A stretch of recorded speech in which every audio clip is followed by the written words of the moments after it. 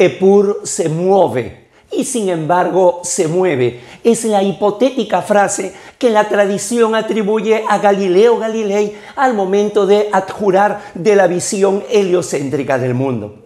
Empero, si bien se le mira, resulta poco verosímil que el genio de Pisa, en la situación en la que se encontraba, a punto de perder su libertad, haya podido tener esa frase desafiante ante los cardenales de la Santa Inquisición. Sin embargo, la frase ha quedado y hasta se da totalmente por cierta.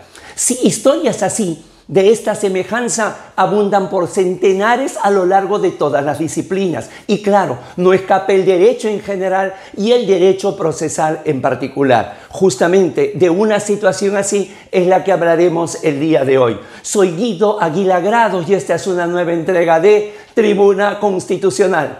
El activismo judicial, una historia mal contada. Sean todos bienvenidos.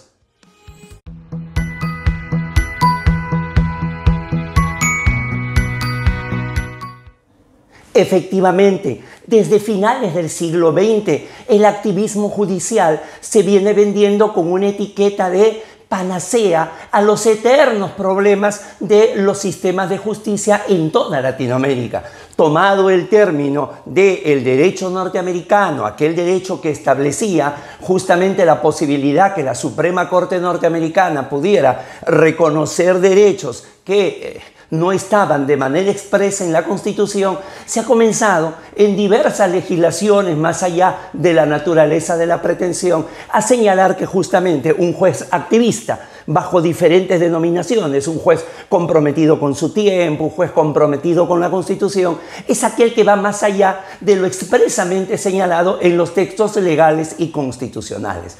Y nos parece que no es así. Nos parece que la historia tiene otro argumento. Y entonces vamos a señalar 5 razones por las cuales afirmamos que el activismo judicial, tal como se ve en América Latina, es una historia mal contada. Primero, se construye sobre una oposición aparente y descontextualizada. Sí, porque se señala que el activismo judicial es una reacción a lo que no puede ser el juez, que es el juez boca de la ley. No solamente es una oposición aparente porque hoy ya no hay un juez boca de la ley, sino que es completamente atemporal. El juez boca de la ley es el juez de Montesquieu, es el juez del siglo XVIII, es el juez de la Ilustración, es el juez que surge como reacción a que el monarca era el que hacía la norma, el que señalaba cómo se aplicaba y el que también juzgaba cuando no se cumplía. De tal manera que cuando viene la división de poderes es una división absoluta y por eso, para evitar que ingrese en el ámbito de ser legislador y además por la desconfianza, se dice que es el juez boca de la ley, que nada tiene que ver con un juez del siglo XXI. Segundo, el activismo judicial se legitima legislativamente, sí, pero se deslegitima constitucionalmente. Esto es, cada vez que hay una reforma procesal, cada vez que hay una modificación en un código o cada vez que se trata de instituir alguna de estas instituciones novedosas, cercenando plazos, disminuyendo audiencias, tratando justamente de buscar esa llamada efectividad, claro, lo dice la norma procesal, pero viene a contramano de lo establecido en la Constitución.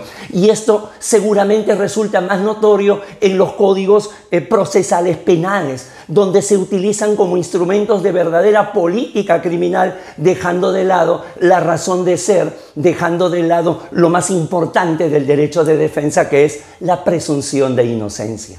Tercero, se expiden sentencias de facto. ¿Por qué sentencias de facto? Porque llámese de facto aquello que se hace de hecho, aquello que se hace por el poder de la autoridad que se ejerce, porque los mecanismos no están previstos en el texto constitucional. Esto que normalmente es aplicado cuando se dan usurpaciones de gobierno o golpes de Estado, también se da en el ámbito de la judicatura, cuando en ningún momento o en ninguna parte de la Constitución asoma siquiera la posibilidad de que se dicte una sentencia legislativa y se dicta una sentencia con efectos erga omnes.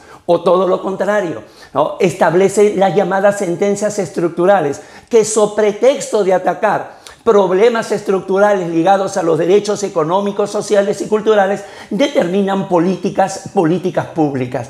Entonces, se realiza una labor legislativa y se arroga una labor ejecutiva. Por eso hablamos de sentencias de facto. Cuarto, se sostiene sobre la inercia de los dos poderes políticos, tanto del poder legislativo como del poder ejecutivo. Si ustedes revisan la literatura que auspicia el activismo judicial, señala, esto tiene que hacerlo el juez porque el legislador llega tarde o sencillamente nunca llega. Y no es así. Si en el peor escenario que sea esa situación, no justifica tomar un atajo, porque la Constitución señala claramente cuál es el camino a seguir. O en el caso del Ejecutivo, cuando se señala, pero no cumple con los derechos fundamentales, no se logra la eficacia de los derechos fundamentales. Hay una inconstitucionalidad que se da en la realidad. Volvemos a lo mismo. Si estamos en un Estado constitucional de derecho, donde cada uno tiene sus propias funciones, existen una serie de mecanismos si es que algunos de los poderes tienen una suerte de falencias. Y de aquí es donde se deriva la quinta y última de las cuestiones que nosotros podemos observar en el activismo judicial, que es que ha transformado a los órganos jurisdiccionales, cualquiera sea su nombre, Corte Suprema, Supremo Tribunal Federal, Corte Constitucional, Tribunal Constitucional, ha transformado a los órganos de cierre, que normalmente son llamados poderes contramayoritarios, los ha transformado en poderes políticos, los ha transformado en poderes mayoritarios. Es decir, se ha traicionado el dogma indiscutible del control interpoderes. Porque si el legislativo y el ejecutivo vienen fallando en su desarrollo, entonces se declara la inconstitucionalidad de la norma. Y si hay una inconstitucionalidad por omisión, entonces también se realiza. Y si no está prevista la inconstitucionalidad por omisión, para eso hay una reforma constitucional. Pero no podemos finalmente que los órganos jurisdiccionales de cierre, los que todos estamos de acuerdo que tienen la última palabra en el ámbito jurisdiccional, también tengan la primera. Es decir, sean órganos jurisdiccionales, sean órganos legislativos y sean órganos que establezcan políticas públicas. Entonces, el activismo judicial, que es presentado como una suerte de remedio, como una suerte de vacuna, como una suerte de un anticuerpo a estos problemas, lo que hace es agravarlo. Lo que hace es, teniendo y sabiendo que hay un objetivo, que lógicamente son los derechos fundamentales, los valores constitucionales, y se encuentra al otro extremo del parque, lo cruzamos. Cuando los textos constitucionales nos indican que no hay que tomar ese atajo, que aunque lentamente, pero debemos de seguir la ruta establecida por el legislador. Entonces, esto ha sido una entrega más de Tribuna Constitucional. El activismo judicial, como hemos querido demostrar, una historia mal contada. Si les gustó, suscríbase al canal, difúndalo, si lo considera, dele like, y hay otros temas similares en el playlist del canal. Nuevamente han sido muy amables, muchísimas gracias, permiso.